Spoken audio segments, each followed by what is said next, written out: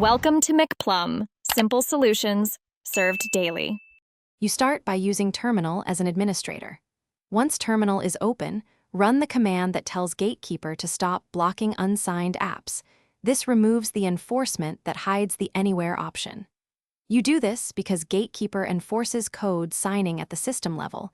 Disabling it lets you run apps that aren't notarized. Make sure you understand the security trade-off. Type your admin password when prompted, then confirm the command completed without errors before moving on. Once Gatekeeper's enforcement is relaxed, address per app quarantine flags that still block launch. Use the extended attribute removal command on the app bundle or installer. This clears the quarantine attribute set when files are downloaded.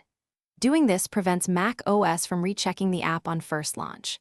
After removing the attribute, inspect permissions and ownership so the app can execute. If you see permission errors, prepend sudo and rerun the command. Then check again by attempting to open the app. Finally, try launching the app. You can right-click and choose Open to bypass the dialog once. If you are on Apple Silicon and the OS still blocks execution, reboot into recovery and set Reduced Security in Startup Security Utility so that local unsigned binaries can run.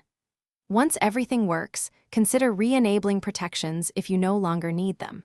Troubleshooting tip: if an app fails, reapply the quarantine removal and confirm you use the exact path. As a last resort, re-enable Gatekeeper and reinstall the app from a trusted source. Thanks for watching. Stay juicy and subscribe.